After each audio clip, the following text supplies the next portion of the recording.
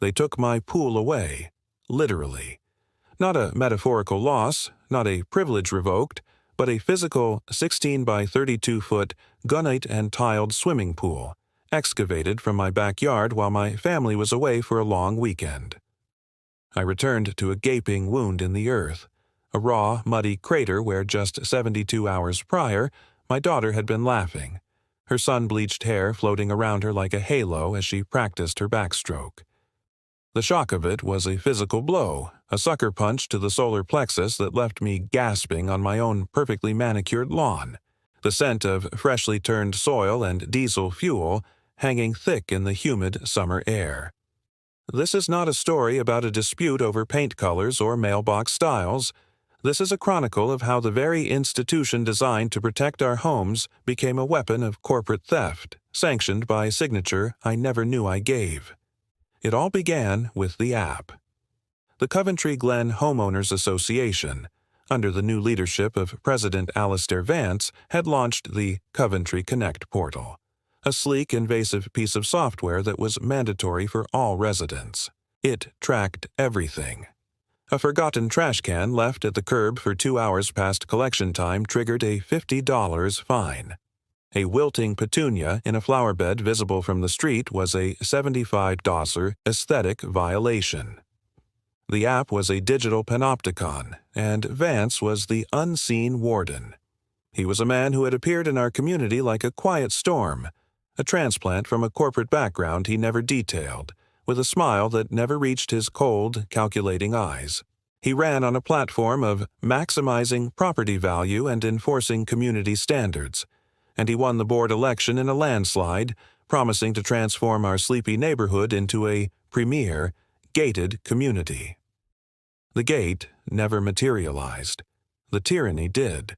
The first notice about the pool was a masterpiece of bureaucratic passive aggression. Non-compliant water feature, the alert in the app read. Failure to utilize HOA-approved chemical service provider. Mandatory reinspection and remediation fee, $500. I had, foolishly, chosen to hire a local pool boy, a teenager saving for college, instead of the exorbitantly priced AquaShield company, which I later discovered was owned by a shell corporation that listed Alistair Vance's home address as its principal place of business. I fought it. I attended the monthly HOA meeting, held in the sterile community center that smelled of stale coffee and lemon-scented disinfectant. The meetings were a farce.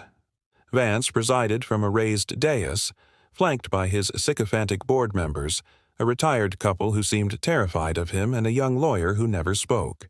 Homeowners who voiced dissent were talked over, their microphones mysteriously cutting out, their concerns logged and dismissed as unproductive. When I presented my case, Vance listened with a placid smile.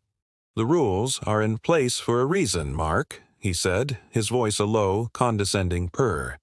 "We must ensure uniformity and safety. AquaShield is the vetted provider. Your independent contractor presents a liability. The fine stands." The fines began to escalate with dizzying speed. Unapproved poolside furniture. Unauthorized patio umbrellas. Decibel level of splashing exceeding community quiet hours. Each notification was a fresh jab, a digital paper cut that slowly bled my savings account dry. I refused to pay on principle, and that was my mistake. The penalties compounded. Late fees were added. Then came the ominous final notice. Accumulation of debt and persistent violation of Coventry. Glen Covenants, Conditions, and Restrictions, CC&Rs. Pursuant to Addendum 7, Section 22B, the Association hereby exercises its right to secure the asset. I laughed when I read it. Secure what asset? My pool. It was absurd. I called my lawyer, a genial man who handled our wills and real estate closings.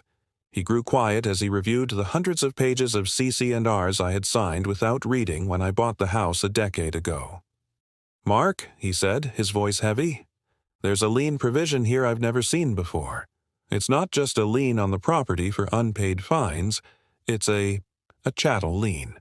It allows them to seize personal property used in the violation to satisfy the debt. And they've defined the swimming pool as personal property, an installed amenity. My blood ran cold. It was a loophole, a predatory clause buried in legalese, designed for exactly this purpose. The following week, I received a formal letter from a law firm I didn't recognize, Vance and Associates. It was a notice of execution. The debt, now inflated to over $25,000 with penalties and legal fees, was to be settled by the repossession and removal of the non-compliant asset. I stormed back to the HOA meeting, but this time I was not alone. I found others. The elderly man down the street, fined into poverty for having a bird feeder. The young family whose swing set was deemed an unapproved structure. We were a small, angry group, finally seeing the pattern. But when we arrived, the community center was dark. A notice on the door stated the meeting had been relocated to a private venue for security reasons. We were being shut out. Desperate, I hired a private investigator, a grizzled former cop named Donnelly who smelled of coffee and cynicism. What he dug up in 48 hours was more terrifying than I could have imagined. AquaShield was just the tip of the iceberg. Vance had a network of them. The approved landscaper, the mandatory fence staining company, the required roofing contractor. All were shell companies, all funneling money back to him. But it was more sinister than mere embezzlement. Donnelly discovered Vance was quietly buying up properties in Coventry Glen through another LLC, always the houses that had been hammered with the most fines, houses where families, drowning in punitive debt, were forced to sell at a loss. He was deliberately depressing property values to acquire them, with the plan to flip the entire neighborhood once he had a controlling share. My pool wasn't about the pool. It was a message. It was a show of force to break me, to force a sale. My property was the last holdout on the block he needed to complete his assembly. We decided to go away for the weekend, to the coast, to clear our heads and plan our legal counterattack with a new, more aggressive attorney. It was a decision that haunts me. I remember my daughter's tears as she said goodbye to the pool, as if she had a premonition. We returned on a Sunday evening, the car packed with sandy towels and seashells, our spirits slightly lifted. As we turned onto our street, the first thing I noticed was the mud. A long, brown smear trailed from my driveway down the pristine asphalt. Then I saw the gate, swung open on its hinges, one of them twisted and broken. And then I saw the hole. The devastation was absolute.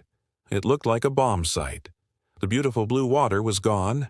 The concrete shell was shattered, jagged pieces of it piled into a dump truck that was still parked, askew, in my driveway. The elegant tile coping was ripped up, much of it stolen, I later realized, for its quality. They had even torn out the plumbing, leaving behind a tangled mess of severed copper pipes jutting from the dirt. My wife screamed. My daughter wept silently, her small body trembling. I stood there, numb, the legal notice I had crumpled in my pocket now feeling like a worthless scrap of paper. They hadn't just taken my pool. They had violated the very concept of my home, my castle. They had proven that the contracts we sign, the rules we agree to live by, could be weaponized to commit literal daylight robbery. The police were useless. It was a civil matter, they said. I had, technically, agreed to the CC&Rs. My new lawyer is preparing a massive lawsuit, but he warns it will be a long, expensive battle against a man who has woven his corruption deep into the legal fabric of our community. Alistair Vance hasn't flinched. He drives through the neighborhood in his silent electric car, his face a mask of serene authority. The other board members have resigned, citing personal reasons. He rules alone now. But last night, as I stood at the edge of the crater in my backyard, a cold fury settled over me. The scent of damp earth was gone, replaced by something else, something metallic and sharp. The investigation had turned up one final dark secret.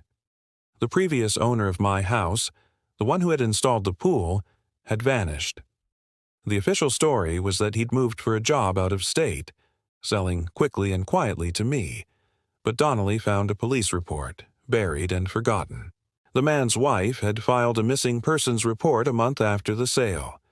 He was never found. And the complaint she had lodged with the HOA just before he disappeared?